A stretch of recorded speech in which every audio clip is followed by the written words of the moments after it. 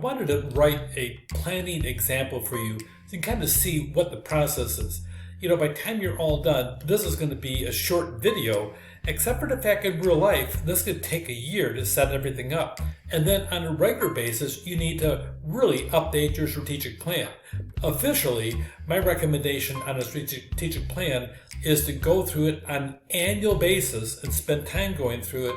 And then in your third year, rewrite it and redo the aspect of a SWOT analysis, which we'll be dealing with very shortly. So let's take a look at an example of a marketing campaign. And the objective is to increase awareness by 20% over the next 6 months. If you pull this off, life is pretty good. So number one, here's your objective. You have it in writing, and you put it in writing so that way everybody is aware of what the team's objective is. Launch a social media campaign to reach 100,000 new followers. You can do this. I know you can. You literally have a lot of input from everybody. You get all your leaders on board to make sure you have this. Ideally, if you're serious about doing this, your full-blown leaders group, your C-suite, your executives from your CEO to your chief business officer, your chief marketing officer, whatever chiefs you have, they're all on board, and they make statements about they're all on board because you want to make certain that the top is on board, and that way more people will sit down and pay attention to what's going on. Host 3 webinars, engage potential customers. Publish 10 blog posts on industry-related topics. You have specific goals, 10 blog posts, 3 webinars, 100,000 new followers. You're putting these things in writing, making certain that everybody knows. How much money? You need to have resources to be successful. $50,000.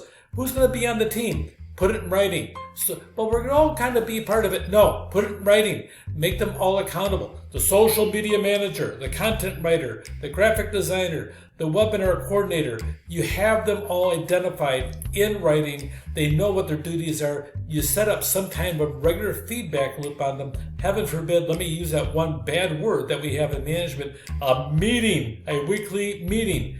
You can do meetings all kinds of different ways. You can have virtual meetings.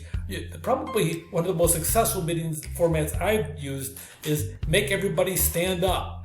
It's incredible how fast meetings goes when everybody's tired of standing. They seem to go faster. So with that, there's all kinds of opportunities. What kind of tools you're going to have? You're going to have to use Hootsuite on social media, on the webinar platform. Use Zoom, content management, WordPress. Make certain you identify who's doing what so everybody is on the same page. These people back over here, they need to know where to go to make certain that you're all on the same page. What are the tools there? And otherwise, they may be using their own tool. It could be the content writer prefers to write in this type of a format, and all of a sudden you have an incompatible format. Talk out the details. That's what planning is all about. This is a tactical plan, resource allocation. You're all deciding how you're going to go about doing it. So the task, here we go. And the social media campaign. Develop a content calendar. Schedule and create posts. Run your targeted ads. 4, engage followers. Literally, you set up an Instagram. You're going to use Instagram. Instagram. On Monday, you have a promotional item. On Tuesday, have a personal item about one of the employees in the organization that's involved with the product that you're selling. On Wednesday, have another commercial item. On Thursday, have something about one of your customers out there. On Friday, have something just zany, crazy. You literally plan this out to the point that 5 days a week, boom, boom, boom, boom, boom, you have something, and you change the time as to when they're coming out. On Monday, post at 10:10. On Tuesday, 3:14. You literally bring it down to that level because you're developing a content calendar, and you want to have it not just a constant commercial stream, but you want to have it blended so that way you're engaging your customers in the process. Put the timeline out there. Make certain that you have the content calendar. There's no reason over a 6-month period you can't sit there and launch this with the first 3 months already timed out, and that'll give you the chance to have more flexibility in your second 3 months. Make certain your post creation is ongoing. Have the ads, pay for them. Engagement on a daily basis. Tasks. Who are your topics and who's your speakers? You're going to have your CEO, you're going to have your chief marketing officer, you're going to have the people all lined up. Promote the webinars, email, social media, host them, record the sessions, Follow up. Try to get other people to post your stuff in the process. Follow up with attendees. You have all these things on your webinars, just like you did on your social media. You do this for your webinars.